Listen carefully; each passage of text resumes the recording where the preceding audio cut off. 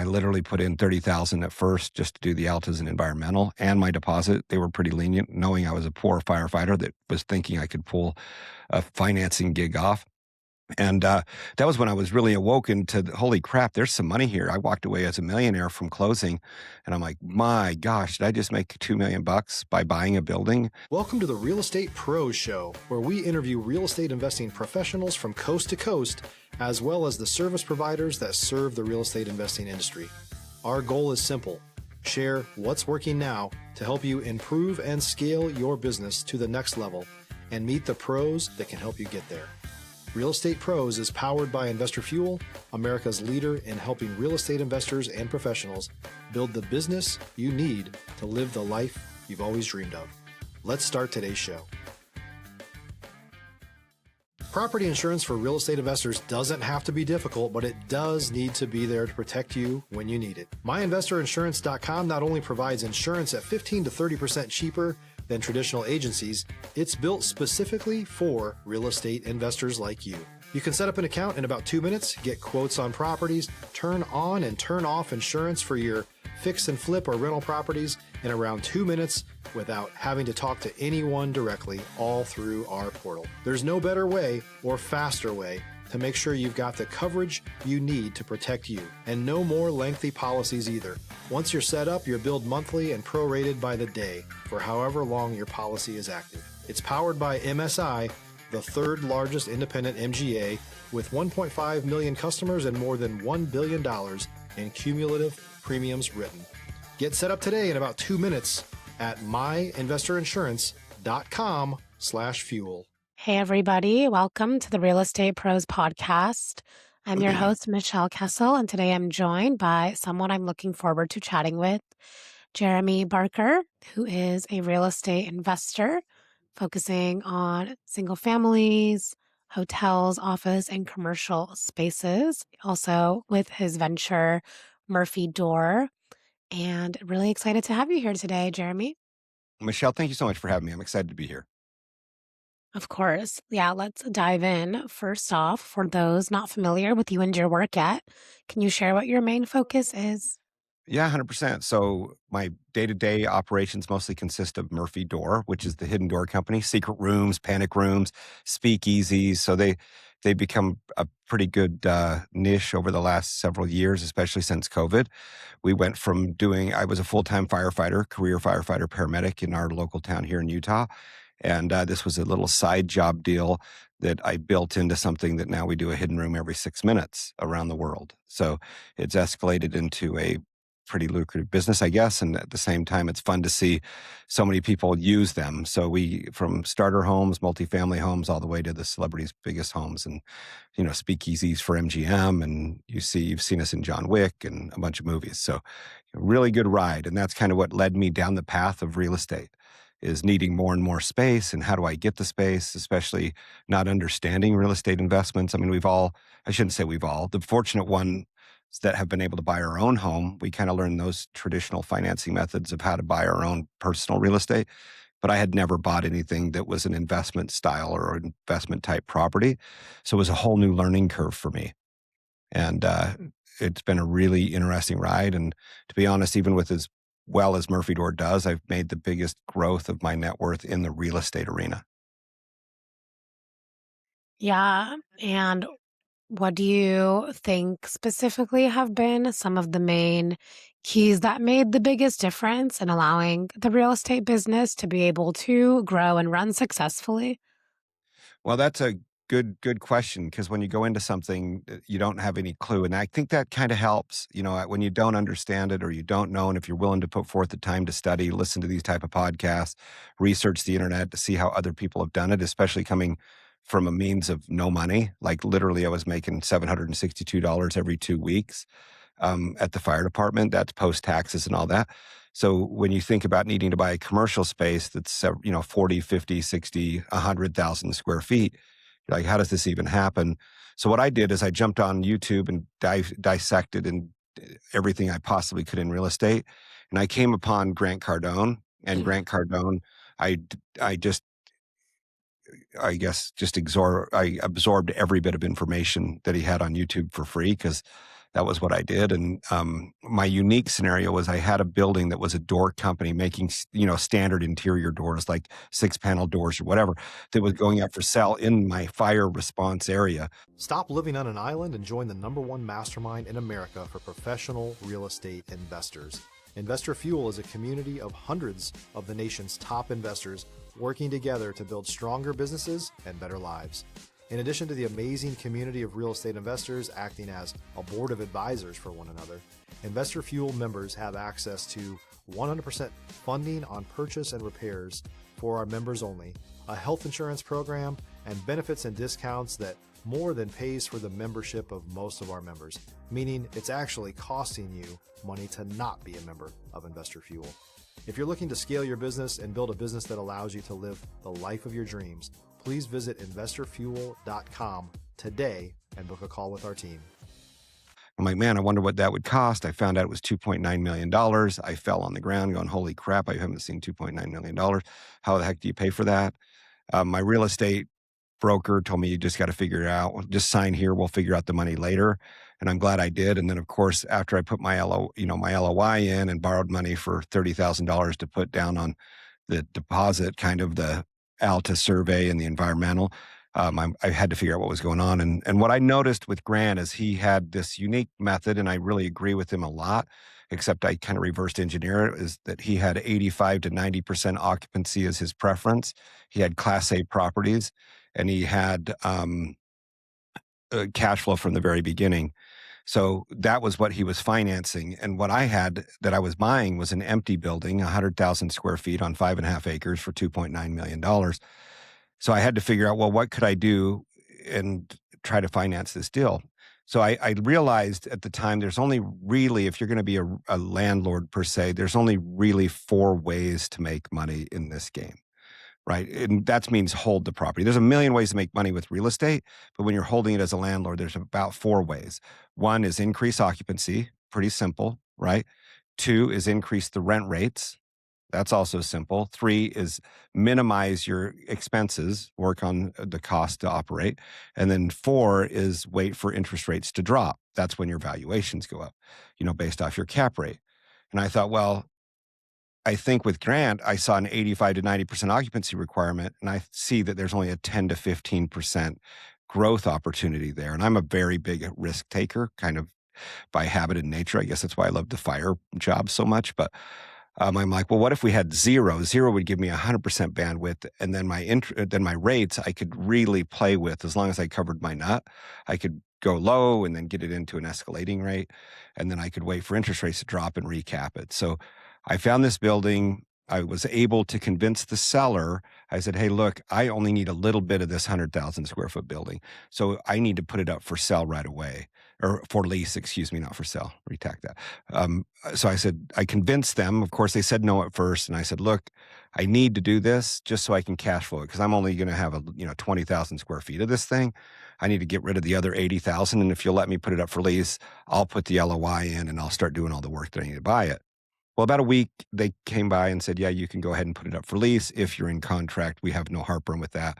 So I did that. And really quickly, what was weird about this property is it was for sale for about 4 years. As soon as it went from a for sale sign to a for lease sign, the calls just flew in. So I was able to take a fully empty building, and then within the first couple weeks, lease over 50,000 square feet to Class A tenants like the railroad and another big, huge construction supplier. And the irony here is, in addition to that, the seller was a local door manufacturer, was then bought by a big national door manufacturer, and they wanted to lease back.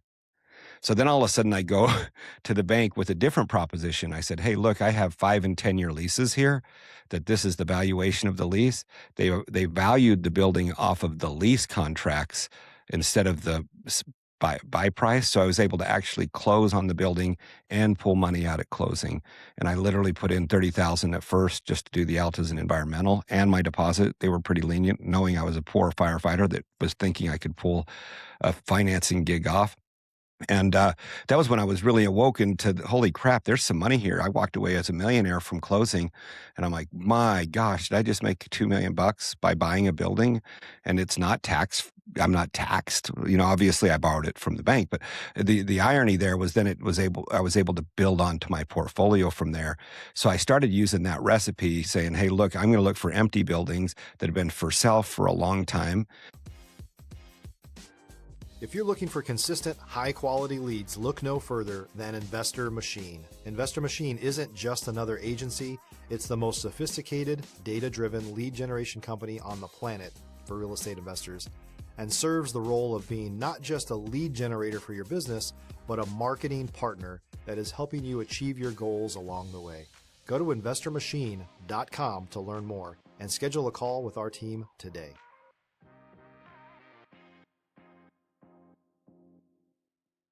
And I'm going to put in an LOI, and then I'm going to tell them I need to, well, before I do the LOI, that I need to put it up for lease right away. And then I buy my time saying, hey, I need 90-day close, 120 days to close. I'm on the road a lot, so I'm XYZ. I've never had a no. And so then I'm like, all right. And if I get to the end of my due diligence before my money goes hard, if I haven't leased enough to cover the nut, I back out of the deal. So then I'm taking the risk off the table, but it's giving me 100% of the upside of occupancy. And I don't have to be the dickhead landlord that raises my rates as soon as I buy the property. Then all of a sudden, everybody's your enemy because you come in, buy the property, plant a tree, and then raise rates. And not that that's a bad thing. I'm just saying I'd like to do it in a way that is less, invasive or costly to my existing tenants. I want them there for a long time. So that was my first, and I've just mimicked it. And now, like I said, we're up to almost 1 million square feet. I'm like 980,000 square feet of commercial and industrial. And then also a hotel that's 24 units that we're building out to 153 units. And it's been magic how it's worked. And surprisingly enough, not knowing and going traditional with making sure you're buying highly occupied, that obviously when they're occupied, you're paying premiums. They're going to go off a cap rate. And when they're empty, you're taking risks. So how do you take the best opportunity, which is an empty building, and create the highest upside and minimize your risk? And that was just the scenario I kind of ran with. Yeah, that's an amazing story. So awesome that you were able to get to that place. It was, and I think I'm thankful to Grant a ton for being able to offer so much information online for free on YouTube. Although I didn't follow his guidelines exactly, but he taught me the core base principles of investing that I used to kind of create my own methodology. Obviously, the principles are the same. I'm not buying a building unless it's occupied enough to bring me positive cash flow, but I'm able to transact on the property at an empty building price, and then using the seller as my bridge loan while I try to get it occupied. Obviously, not a loan, but as that bridge to get it occupied prior to close, which then changes the valuations. And we have good relationships with banks now that are going off of that leased rate rather than the cap rate or than the sell rate on financing it. So it's been a heck of a ride. Yeah, absolutely. And what other creative financing methods have been successful for you? For us, there's been several, like when you're coming down, whether it be like the hotel side. So this is a really interesting one on my hotel. The hotel is located in a really high recreational area in the state of Utah, super low population. So we're talking about a full-time residency population of about 360 people with 240 homes in it. Here I am saying, hey, I'm going to buy this 24 hotel room, rip it down and put 153 condos in. And they're like, hold on a second. Now you're bringing in almost, more than half of the current residential units that we currently have. And this was, again, another learning curve. Number one, the county was really anti against this much building. Number two, the banks don't want to loan in such a high risk area of low population density, adding a ton of houses where there's not a lot of people. So I had to come up with a method that would work. And so what we did, and a lot of people are doing this right now, but they're called condo hotels. So we're putting 153 condos in. We sell the condo we sell the hotel room as a condo. And then these investors, they get to use this as a hotel room, but it works through their short-term rental bridge where this property was designated as a hotel site, right, as a short-term rental site. They tried to block it, saying, hey, we only have a 2% allowance of the county to have Airbnbs. I said, well, this is actually a hotel with 153 investors, and those investors get a deed to one of those condos. As an investor, they own that unit themselves, but you got to think of it as a hotel entity, and 153 investors buying a room that we're going to be renting out and charging 80% of the rental rate for the owner, and we keep 20% for manager. If you're a new or newer real estate investor looking to launch or grow your real estate investing business, please check out Investor Fuel Club. It's a coaching community, but unlike anything you've ever seen before. And you can actually partner with members of our mastermind from coast to coast on deals right in your market. There's no better opportunity to build a consistent business than to literally partner with pros to help you avoid costly mistakes, avoid the need for capital to do deals, and help you eliminate your fears as you're starting your business. Learn more about Investor Fuel Club at investorfuel.com/club. And actually, they couldn't find ways to stop it. They tried really hard, looking at, with attorneys and everything, saying, hey, this is the full workaround, but it ended up being completely legal, and they couldn't stop it. So we were able to not need banking for that. I was able to find a bank that would carry the construction loan and long-term loan on each unit, as long as we were building post-sale. And these are individual buildings with 6 hotel rooms in each unit. So we had to wait till all 6 units get sold before we can start that particular building, and just keep moving that way.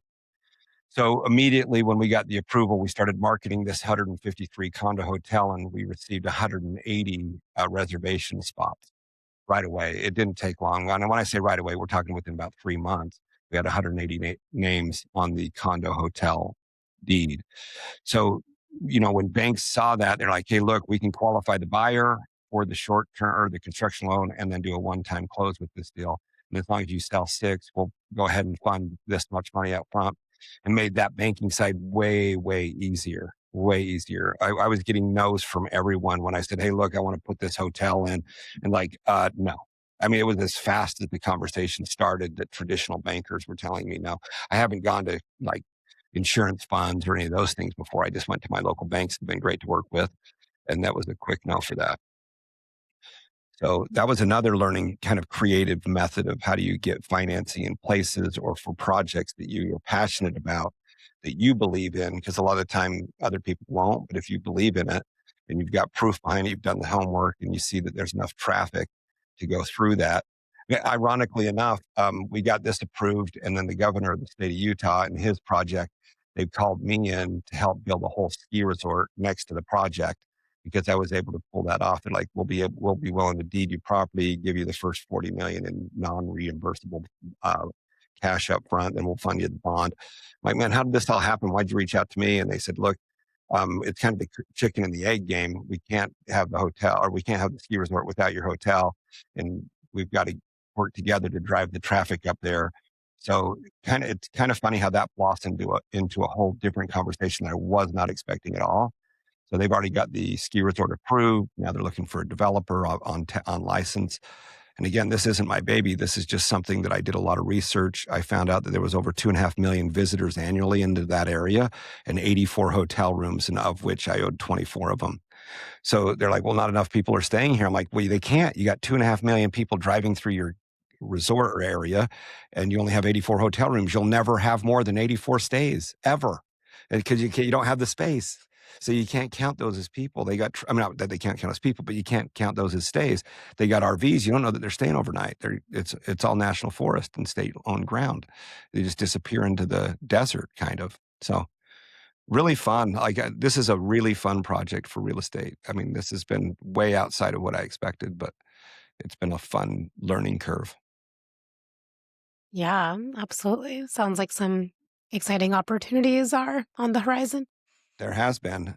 It's the short-term rental. I have 7 single-family homes that I do a short-term rental and long-term rental on, and it's been much more difficult. And at first they were very lucrative, and I've seen them kind of taper down in stays, and the friction coming from the state and the counties and the cities has become really difficult. to try to maintain your licensing and compliance and zoning. I've had one of my neighborhoods that had two of the homes in it in Kentucky that went from a non-HOA area to an HOA area, and they voted out short-term rentals. So now all of a sudden I'm in friction with the HOA by having short-term rentals, so we can't have those anymore. So I feel like some of those are a little bit more high risk into those short-term rentals because, I mean, it can literally change at every tide. And those are a little unnerving for me. I like to be able to have a little bit more of the say. I still think it's a great business model if you've got the right neighborhoods like this particular hotel project. There's areas that have the proper zoning for it. But man, I'll tell you, just to go out there and start buying some of these things in normal spaces and to have codes change overnight, and then you're stuck with a $500,000 investment and you don't have anything else but long-term rentals. And if that's not your business model, it makes it more difficult. Yeah, definitely. What would you say is like one of the biggest challenges that you've overcome as an investor? Oh, counties. I mean, even outside the bankers I thought were going to be the biggest challenge because they always seem like no-go Joes. You know what I mean? We've all sat in front of a banker that's like, yeah, I don't see it. And you're like, yeah, it's because you're blind. That's why you work at a bank. You know what I mean? I'm not to downplay bankers, but they're not investors typically themselves. So they don't try to see the upside. They're always looking for the guarded back side, which I appreciate. There's a role for that. But what's been difficult is truly counties and cities. You know, I'm all for government by the people, for the people. That makes sense. But unfortunately, the people that have a tendency to run for small town or even big town government and city and county councils, they typically have bandwidth. And usually, when they have bandwidth of time, their demand levels are down or they don't have demand for themselves, which means they don't have usually high end roles. They haven't run big businesses. They don't understand even the role that they're applying for. So, for example, a planning and zoning official that I'm working with currently literally works for the county roads. You know what I mean? Now you would think that county roads would make sense, but no, they grade roads. They've never worked in the government side. Like they've worked for the road department grading roads, but how do they know? They don't understand underground. They don't understand how to read a plan or engineering. It's a really interesting dynamic, what you're trying to teach the council members. And if they have questions, they just table it and they don't have to be the one paying interest on these deals, or they're not the ones that are really spending the money for a different concept or a new engineering concept or a new plan. If they like, you know what I think would be really cool? What if you did this? I'm like, well, that you think would be really cool is like $5 million. Like, so here's a really funny one. The lady, I had to design a whole landscaping plan around this project. They wanted beautiful landscaping. The irony here is no planting because it's requiring watering. And they don't have any water for secondary usage. I mean, we're in the state of Utah, so they're very minimal on water in certain areas.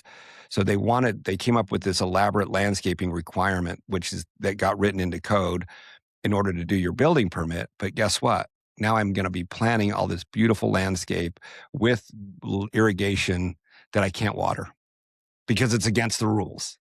But because one code says, hey, you have to have landscaping and watering, and the other rule says you can't use water to water landscaping. So it needs to be something different than that.